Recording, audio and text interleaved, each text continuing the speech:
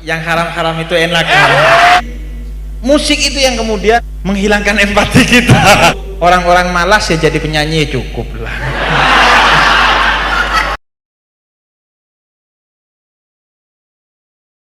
Oke, saat ini saat yang ditunggu-tunggu juga ya. Sesi tanya jawab diskusi di sini. Sebelumnya kita buka pertanyaan langsung jawab atau 3/3 gitu nih. Bagaimana Habib? Langsung saja nggih. Kan aku udah bilang urusan sampah, Habib. Ngapunten. Enak gak dari tadi musiknya? Memang yang haram-haram itu enak.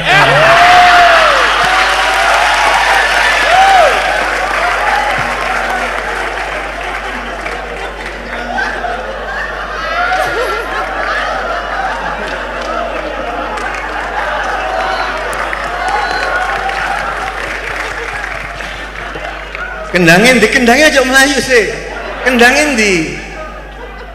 Kalian di situ masalah. Udah lari ya udah. Kendangin di situ tetap. Itu kan kenapa semua yang enak-enak itu diharamkan? Kenapa semua yang asik-asik itu yang dilarang?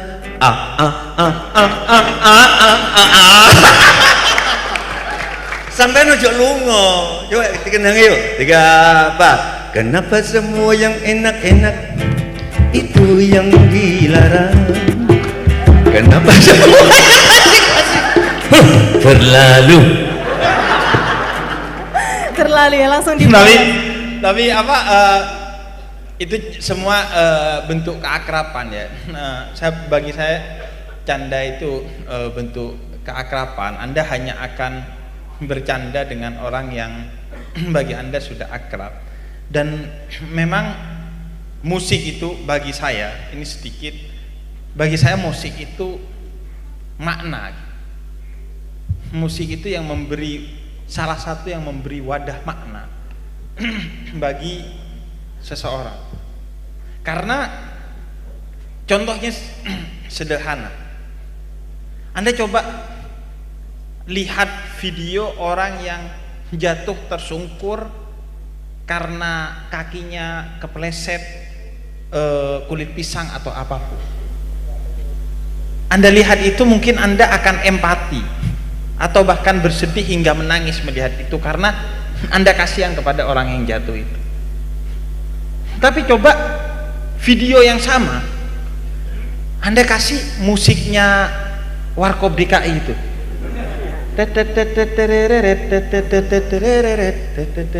Terus kasih video itu, kemungkinan besar semua kita akan ketawa melihat orang jatuh. Jadi musik itu yang kemudian menghilangkan empati kita.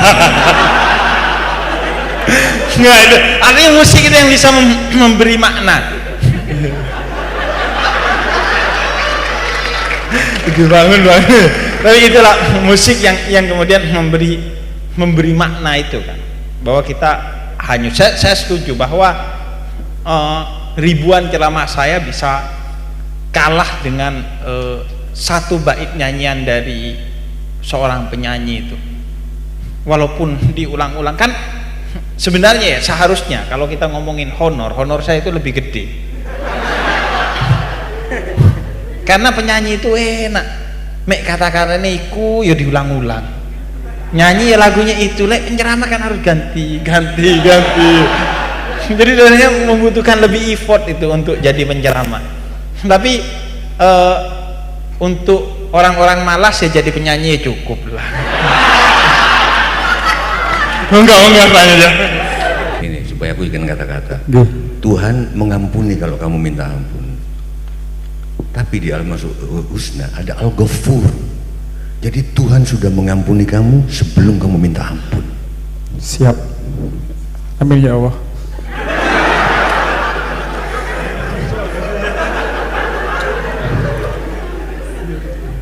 Saya itu meyakini bahwa semua agama itu benar, semua agama itu akan masuk surga pada akhirnya nanti. Karena dalam Islam, karena kebetulan ayah ibu saya dulu Islam, jadi saya ikut Islam.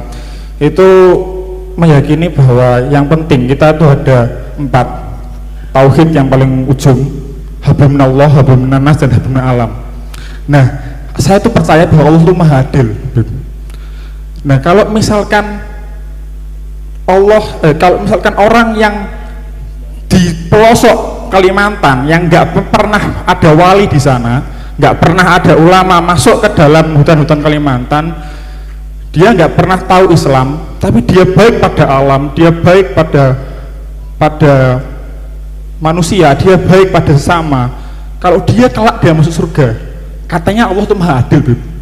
Ya kan? Nah, saya ini yang tersesat saya, atau yang tersesat ini adalah umat-umat Islam yang sering mengkafir-kafirkan orang-orang yang sebenarnya menurut saya jauh lebih baik daripada orang Islam itu sendiri. Bahkan kalau sekali Mbak Tejo bahwa banyak orang Hindu di Bali itu sangat lebih Islam dari orang Islam, karena di Bali tidak pernah ada maling kecuali datangnya orang Jawa yang ke Bali. Sekian, terima kasih. Wassalamualaikum warahmatullahi wabarakatuh. Saya usul setiap satu pertanyaan langsung dijawab agar terus kita bergulir gitu, berkembang gitu. Jadi jawaban saya nanti juga bisa menjadi bahan buat pertanyaan, jawaban Mbah Tejo juga bisa jadi bahan untuk pertanyaan. Ya. Monggo. Mungkin saya tak dari yang versi sampah dulu, Pak. Karena saya itu menghayati kemaduraan saya. Orang Madura itu senang sampah.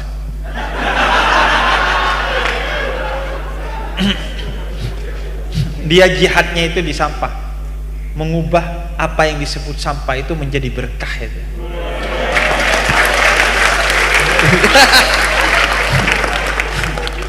Sampean bisa bayangkan ya, ini masih kata-kata, musik loh.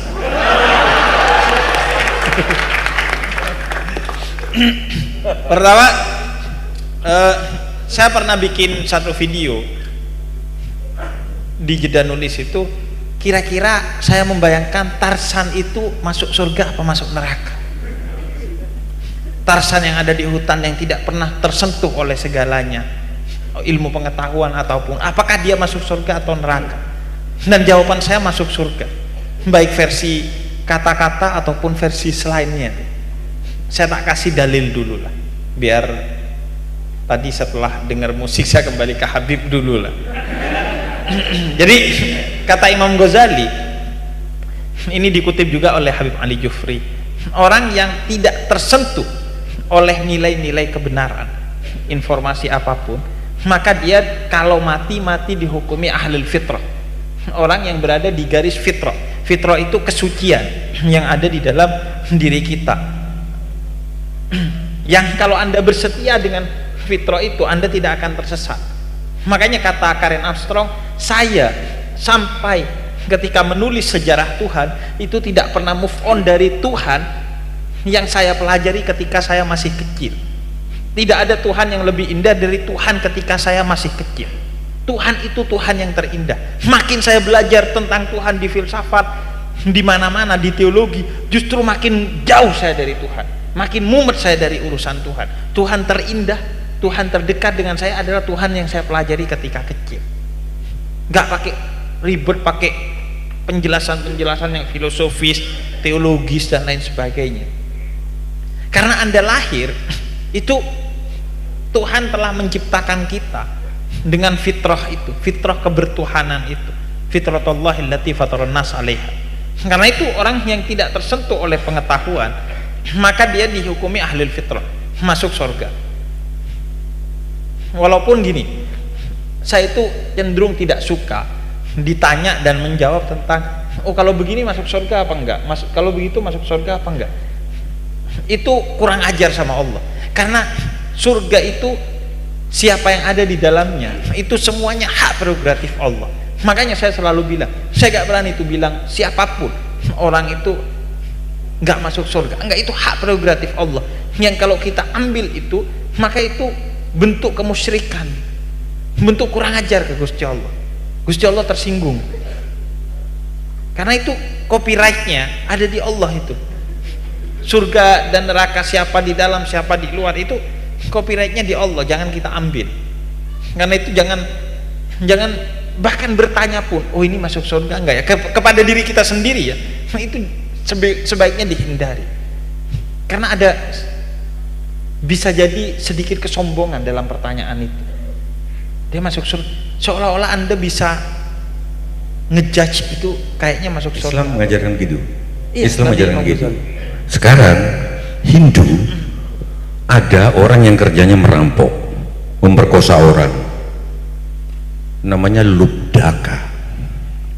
Suatu hari Lubdaka ini dikejar harimau dan dia naik akhirnya manjat ke pohon salam sehingga menggugurkan daun salam. Oke, ketika di akhirat malaikat penjaga neraka, malaikat Yamadipati langsung ingin menceburkannya ke neraka. Kenapa? Karena dia begini-begini, tukang perkosa orang, tukang ini. Sebentar, malam itu malaikat-malaikat dewa-dewa tahu nggak?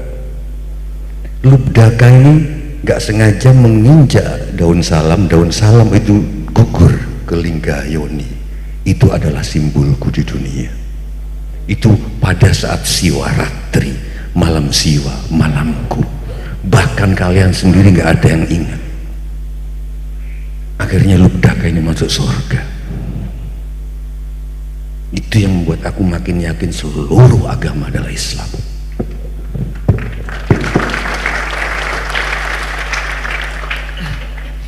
Di Al-Quran itu ada juga asbabun nuzul tentang satu ayat yang bercerita seorang dari Bani Israel. Ini dalam hadisul Bukhari, Nabi jelaskan seorang dari Bani Israel itu sudah membunuh 99 orang. Kemudian dia mau bertobat, berjalan ketemu dengan satu tokoh agama dari Bani Israel. Kemudian dia tanya, saya bisa tobat enggak? Saya sudah membunuh 99 orang nyawa. Kemudian kata tokoh agama ini, oh gak bisa, membunuh satu nyawa aja itu dosanya tidak diampuni oleh Allah. Wah, sisan 100 jebeb dibunuh itu tokoh agama dari Bani Israel. Kemudian dia ketemu dengan tokoh agama kedua, saya sudah membunuh 99 orang plus satu tokoh agama, saya bisa tobat enggak? Tadi saya ketemu tokoh agama katanya nggak bisa, saya genepin 100, dia deg-deg. bisa kata dia. Tapi enggak, bukan karena takut, tapi karena ilmu. Dia bilang bisa. Dan akhirnya pergilah kamu ke satu kota untuk belajar di sana, dan itu akan menjadi jalan pertobatan kamu. Maka pergilah dia ke kota itu. Di perjalanan dia meninggal, belum sampai di kota itu. Kemudian malaikat mau memasukkan dia ke neraka, sedangkan malaikat dari surga mau masukkan dia ke surga. Terjadilah perdebatan sampai ke Gusti Allah. Kata Gusti Allah, ukur dia itu lebih dekat ke tempat awal atau tempat baru. Kalau lebih dekat ke tempat baru, tempat dia akan bertaubat, maka masukkan dia ke surga. Dan kemudian buminya Allah oleh Allah didekatkan tempat dia wafat dengan tempat yang akan menjadi tujuan dia, karena rahmatnya Allah memasukkan dia ke surga. Ada kisah lain di hadis Bukhari tentang Nabi bercerita seorang pelacur seumur hidup jadi pelacur, di akhir hayatnya dia ngasih minum anjing yang kehausan. Kenapa anjing? Kenapa kehausan? Itu kan Anda harus perlu gali itu maknanya. Kenapa anjing? Kenapa bukan onta padahal di padang pasir? Kan itu untuk memang betul-betul menyebutkan kepada kita, sekecil apapun kebaikan yang kamu lakukan, itu Gusti Allah reken tuh, pasti direken.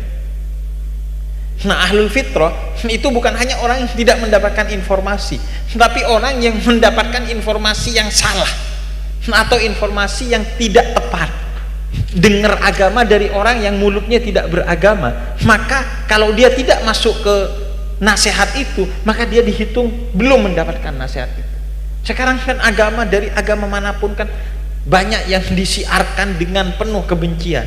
Kalau Anda gak tertarik kepada agama itu karena omongan dia, maka Anda dihukumi ahlul fitrah, belum menerima kebenaran, belum mendengar informasi itu. Karena yang salah yang nyampaikan, bukan kamu. Atau kalau kamu gak paham, karena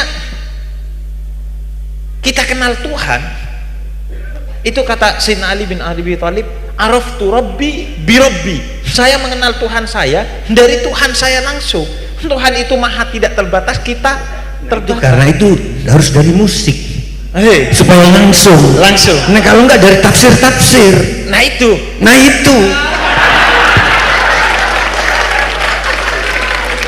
makanya saya mau bilang, Ibn Arabi itu bilang begini, jumlah jalan menuju Tuhan itu sebanyak jumlah nafas manusia, bukan jumlah manusia, jumlah nafas manusia. Setiap manusia berapa juta kali bernafas hingga dia wafat, dikalikan jumlah manusia yang pernah ada di muka bumi ini, itulah jumlah jalan menuju Tuhan. Dan musik itu saya akui salah satunya, tapi kan salah satunya, jangan sombong. Enggak, tapi aku pakirin Bib, ini kalau karena ini streaming bahaya, nanti didengarnya, nanti surga urusan Tuhan, buat apa kita berbuat baik? Takutnya begitu Bib. Yang dibilang Habib begitu, surga urusan Tuhan, mungkin begini, jangan sampai kita menganggap bahwa dia akan masuk neraka gitu, orang lain gitu. Itu aja kan, bukan karena urusan surga atau itu urusan makanya saya selalu bilang sholat itu sangat gampang, yang susah apa? Sholat tapi tetap nggak merasa lebih baik dari orang lain. Itu tantanganku. Kalau masih merasa lebih suci, ya sorry. Ada Hawariyun itu pengikutnya Nabi Isa, murid setianya Nabi Isa. Pernah ada satu orang kotor ahli maksiat duduk dalam keadaan tubuhnya kotor dan juga dia sering membunuh dan lain sebagainya, tapi dia ngefans ke Hawariyun ini. Ketika Nabi Isa itu lewat, dia tertarik, terus berhari-hari rombongan itu lewat, hingga ketertarikan itu secara tidak sadar membuat dia itu berdiri karena tarikan rasa cinta itu. Berdiri, kemudian tanpa terasa dia ikut di rombongan itu walaupun jaraknya agak jauh. Kemudian Hawariyun itu pengikutnya Nabi Isa mempercepat jalannya karena dia merasa tidak pantas jalan dengan orang kotor itu.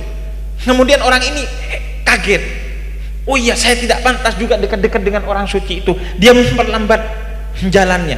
Kemudian Allah mengutus malaikat mengabarkan kepada Nabi Isa, wahai Isa, mulai detik ini seluruh pahala murid-muridmu aku hanguskan dan seluruh dosa orang itu aku hanguskan karena murid-muridmu sombong dan orang itu penuh kerendahan hati. Itu dahsyat. Makanya Nabi Muhammad itu memberi tempat duduknya kepada Adi ibn Hatim dalam riwayat Sayyidah Aisyah. Tempat duduknya Nabi itu seperti ini, punya satu cuma Nabi di rumahnya. Dan itu ketika Adi ibn Hatim datang, preman Quraisy benci Nabi Muhammad, mau bunuh Nabi Muhammad, datang ke rumahnya Nabi Muhammad buka. Kemudian Nabi Muhammad berikan tempat duduknya kepada Adi bin Hatim, sedangkan Nabi Muhammad duduk di tanah lebih rendah dari seorang preman yang benci dan mau membunuh Nabi Muhammad. Sayyidah Aisyah tanya, Nabi sini, itu Adi bin Hatim, apakah kamu gak kenal yang mau membunuh kamu dan membenci kamu, kok malah kamu hormati? Kemudian kata Nabi, membenci saya dan mau membunuh saya adalah akhlaknya Adi bin Hatim, tapi menghormati setiap tamu yang datang ke rumah saya adalah akhlaknya Muhammad Rasulullah. Itu sebetulnya nggak perlu panjang-panjang, Bib. Aku begitu dengar ya Rabbi sholli, situ bondoan, ala Muhammad, ya Rabbi sholli alaihi wasallim, ya Rabbi sholli ala Muhammad, ya Rabbi sholli alaihi wasallim. Dari nada-nada itu aku sudah kebayang Nabi kayak gitu akhlaknya gitu, tanpa penjelasan gitu loh. Gitu. Jadi araftu rabbi itu bi rabbi, kata Senali. Saya mengenal Tuhan saya dari saya, karena wa nafakhtu min ruhi, saya itu diciptakan dari, kita semua ini diciptakan dari cahayanya Allah, wa nafakhtu min ruhi, dari ruhnya Allah, sehingga Anda mengenal Allah bahkan tanpa mengenal agama-agama itu. Karena sanurihim ayatina fil afaq wa fi anfusihim, ayat-ayatku aku tebar, kata Allah, bukan hanya di Al-Quran tapi fil afaq, di semesta, wa fi anfusihim, dan di dalam dirimu. Makanya kata para sufi, man arafa nafsa faqad arafa rabbah, siapa yang kenal dirimu maka siapa yang mengenal dirinya maka dia akan mengenal Tuhannya. Nah, Sayyidina Ali bilang, saya mengenal Tuhan dari Tuhan itu sendiri. Makanya Tarsan atau siapapun, pokoknya orang yang diciptakan oleh Tuhan, semuanya bisa mengenal Tuhan asalkan dia mau mengenal Tuhan, masuk ke dalam dirinya. Nah, bagaimana mengenal jalan menuju Tuhan? Kata Sayyidina Ali, aku mengenalnya dari Tuanku, yaitu Muhammad Rasulullah. Jadi orang itu tugasnya itu mengapresiasi kebaikan orang lain dan menutupi keburukannya, sedangkan pada diri sendiri mengapresiasi, mencari-cari keburukannya dan menutup-nutupi kebaikannya. Anda kalau sibuk dengan diri Anda sendiri, tidak akan bertanya tuh, oh dia kenapa ya, oh dia kenapa ya. Makanya kata Allah, wa ma khalaqtul jinna wal insa illa liya'budun, aku ciptakan kamu untuk beribadah kepadaku. Dikasih sama Allah, aku ciptakan kamu untuk menuju ke tiang itu. Kalau kamu tahu bahwa oh saya diciptakan untuk pergi ke tiang itu, mau ada yang menjegal kamu, mau ada yang menari di sampingmu, mau ada apapun yang mau men-trigger kalah ya. Jadi itu, kalau sibuk dengan diri kita sendiri, wis gak kira kita tuh kepikiran yang begitu. Gitu. Jadi yang terpenting itu berusaha menjadi lebih baik tanpa merasa lebih baik dari yang lain, Gebib, Mbah. Oke, bagaimana Mas Bian, sudah menjawab? Sudah. Oke, kita lanjut ke pertanyaan selanjutnya, nggih. Monggo, mungkin dari yang Putri. Nah, Putri ya. Biar bersemangat ya. Dan nanti ke Mbah Tejo yang jawab. Iya. Boleh silakan yang angkat tangan tadi? Oke, silakan. Boleh berdiri dan berkenalan dulu ya.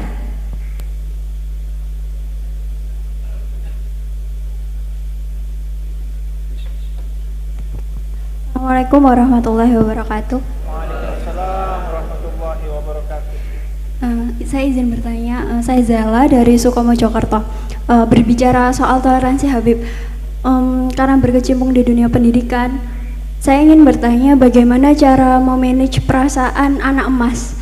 Apakah dalam Islam itu boleh ketika ingin memuji tapi kadang bingung, kalau misalnya saya muji dan saya menampakkan perasaan bahwa saya lebih menyayangi murid yang ini karena dia usahanya lebih besar, apakah itu boleh? Tapi satu sisi akan memberikan dampak, wah guru ini hanya sayang satu murid. Nah, pertanyaan saya, apakah itu boleh dalam Islam atau tidak boleh karena akan menjadikan kesenjangan sosial? Menurut Habib bagaimana? Lalu yang kedua, soal budaya, bagaimana menurut Habib ketika kita melakukan tradisi agama lain hanya untuk sekedar budaya, hanya tidak meyakini, seperti salah satu budaya, mohon maaf jika salah, namanya ruat kalau nggak salah, di budaya Bali. Nah, itu beda tipis dengan uzlah ketika tirakat yang dilakukan saat tasawuf. Nah, itu bagaimana Habib jika kita juga melakukan budaya agama lain tapi kita meyakini bahwa saya hanya ingin mencoba saja, seperti itu. Saya pikir kalau tanya ke Mbah Tejo boleh? Boleh, ini Mbah Tejo sudah menunggu-nunggu kok. Habib Dari tadi tak tunggu-tunggu. Maaf takut kebanyakan. Kalau ke jenengan saya ingin bertanya soal bagaimana menurut jenengan pribadi ketika seorang perempuan berani menunjukkan perasaannya terlebih dahulu, apakah itu melawan budaya patriarki, apakah itu sebuah hal feminis atau itu hal yang tabu? Menurut jenengan bagaimana? Terima kasih. Wassalamualaikum warahmatullahi wabarakatuh. Waalaikumsalam warahmatullahi wabarakatuh. Dan oke, dari pertanyaan Mbak Zahwa, ini saya curiga Mbak Zawa ada rencana mau Oke, bagaimana pendapatnya ini yang mau dijawab dahulu apa? Mbak Tejo dulu, ini selak ke susu Mbak. Monggo Mbak Tejo. Kamu rasain dulu ini sambil mengenang Rianto, Al-Fatihah buat beliau, dan nanti aku akan menjawabnya. Jawabanku mungkin lebih singkat dari musikku. Saya akan bawakan Asmaul Natal, ada di YouTube. Saya bikin Asmaul Husna juga Asmaul Natal. Ini Asmaul Natal.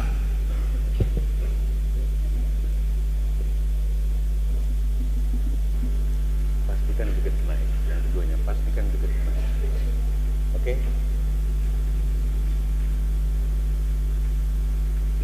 Apakah wanita boleh menembak lebih dahulu? Aku terima kasih, aku baru pertama kali dapat pertanyaan ini seumur-umur aku jadi penceramah. Serius. Karena cerpen pertamaku itu dimuat di majalah Gadis. Dulu aja majalah Gadis tahun 80-an. Itu satu cerpen dibayar 75.000. Itu udah bisa nraktir banyak orang, 75.000 waktu itu. Judulnya Retno Kusuma Wardani. Pertemuan seseorang di kereta, seseorang itu aku di kereta, terus dia menyatakan cintanya yang perempuan itu. Bla bla bla bla bla bla bla bla bla bla bla. Endingnya adalah si laki-laki menyesalkan. Sebetulnya dia jatuh cinta juga ke perempuan ini, tapi dia menyesalkan kenapa dia ngomong duluan. Asmaul Natal. Pamintaku, permintaanku, lima situasi, wahai sayangku, atau beruntung, selalu bersanding kemana-mana, hand in hand. Ada daruntungnya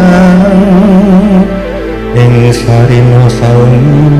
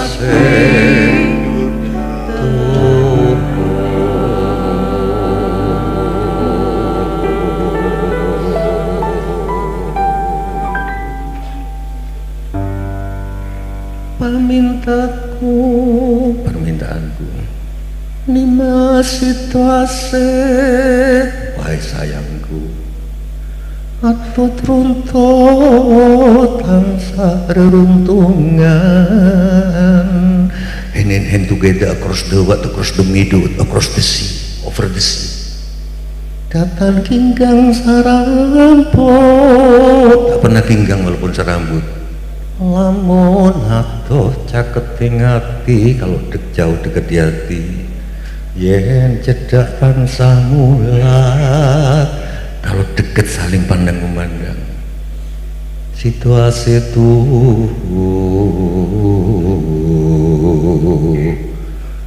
Katyo mimilan mintuno seperti kepiting merah yang kemana-mana jalan berdua. Ayo bareng nih masa ngelakoni wajib, bukan hak, wajib. Situasi bebrayan. Jadi apakah boleh mengatakan aku kalau baca cerpenku sekarang itu aku malu? Apa salahnya perempuan ngomong duluan? Yen cedak tansah, kalau dekat saling memandang, bukan cowoknya aja yang memandang, dia juga memandang. Tetapi yang penting orang Jawa bilang katyo mimilan mintuno hayo bareng nih masa ngelakoni wajib. Ayo kita berdua melakukan kewajiban sosial. Situasi bebrayan. Cinta kita tidak ada kalau tidak menumbuhkan cinta-cinta yang lain. Kalau kamu dulu aktif di kampus, berguna untuk sama, begitu sudah pacaran, cuman berdua sama kekasihmu, itu bagi orang Jawa itu bukan cinta. Karena kamu sudah menghilangkan gunamu untuk sesama. Banyak ibu-ibu yang aktif di voli, di RT, begitu nikah nggak aktif lagi di RT. Itu orang Jawa. Saya gabung dengan Natal tadi. Itu saya termasuk ini, Beb, orang yang kalau ada anak muda nggak suka tradisi, sedih karena tradisi nggak dikenal sama mereka, termasuk tembang tadi. Itu tembang lama. Saya berprinsip yang kasihan justru kalian karena nggak kenal tembang lama. Itu orang tua kita sudah punya definisi tentang cinta. Katyo mimilan mintunok mana-mana bareng, ayo nimas bareng ngelakoni wajib, bukan hak. Situasi itu kasmaran, bebrayan itu masyarakat. Sehingga kalau begitu kamu nikah terus kamu menutup diri eksklusif cuman sama suamimu, nggak menumbuhkan cinta, itu bukan cinta. Kebanyakan suami melarang ini itu ke istrinya, begitu juga istri masang GPS. Nggak usah jauh, pas pampersku mana ada yang dipasangin GPS itu, pas pampers ada anak Probolinggo itu GPS. Bahkan istrinya di dapur, dia ada di ruang tamu itu masang GPS loh. Bayangin coba, enggak ini guyon. Jadi tadi saya ajak ke Sumur Jolotundo untuk rauh supaya GPS-nya nggak berlaku gitu lagi, nggak kira-kira gitu, Bib. Jadi itu jawabanku. Aku malu sendiri ketika baca cerpen lamaku itu. Aku ternyata tembang lama pun kita mengajari bahwa perempuan bisa sejajar, saling pandang, saling itu. Terima kasih, duduk kembali.